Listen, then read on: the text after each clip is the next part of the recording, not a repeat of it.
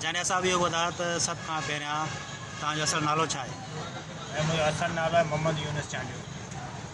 मोहम्मद यूनुस चांडियो।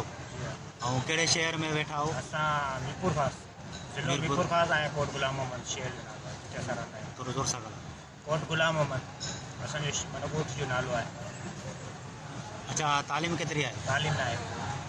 ते यकदमि मशहूरु थी विया हो, इहो कीअं था ॾिसो हिन खे? माना ख़ुशी थिए थी? ऐं बिल्कुलु वाजिब ख़ुशी थिए थी। जंहिं शहर में त माण्हू सुञाणंदा आहिनि, पहिरीं त केर बि कोन सुञाणंदो, हाणे माण्हू सुञाणंदा, हाणे माण्हू काफ़ी सुञाणंदा, फोटू गॾु कढाईंदा आहिनि। पोइ ख़ुशी थींदी आहे? ॾाढी ख़ुशी थींदी आहे। अच्छा, इहो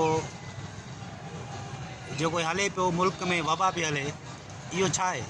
तव्हांखे ख़बर पए थी इहे सही आहे कूड़ा? हाणे असां एतिरा पढ़ियल लिखियल न, पर एहतियात बि सही आहे, सही आहे न? हा। पर एतिरो न आहे जेतिरो माण्हुनि फैलायो आहे। अच्छा, तव्हां को फिल्म ड्रामो जो शौक़ु आहे तव्हांखे करण जो? बिल्कुलु आहे। इंशाअल्लाह ताला हाणे 2 ॾींहंनि में स्क्रीन में ईंदासीं। ड्रामो कंदो ड्रामो या फिल्म कंदो? या फिल्म, माना ड्रामो या फिल्म में कमु कंदो। हाँ।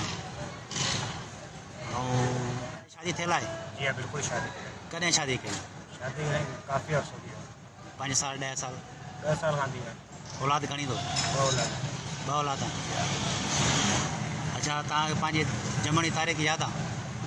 ॼमण जी तारीख़ यादि न आहे। हा। पोइ ये कराची कीअं आयो? कंहिं घुरायो तव्हांखे?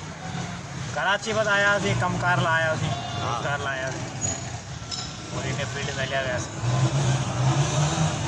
रेड रोज़ ॾिसंदा आहियो? बिल्कुलु ॾिसंदा आहियूं, शौक़ु सां। पंहिंजे जेका तव्हांखे रेड रोज़ ते तव्हांजा परस्तार आहिनि, उनखे तव्हां छा चवंदा? ॿियनि चैनल खे लाइक करियो, उन चैनल ते बि असांजा काफ़ी सारा वीडियो ईंदा आहिनि। ऐं सागर साहब असांजो वीडियो काफ़ी वीडियो ठाहे चुको आहे।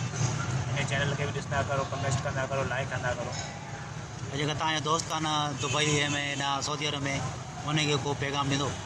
और उहे बि परदेस में रहनि, अलाह करे ख़ुशि हुजनि, आबाद हुजनि, ऐं चैनल तव्हांजी ॾिसंदा रहनि। वॾी महिरबानी चांडियो साहब।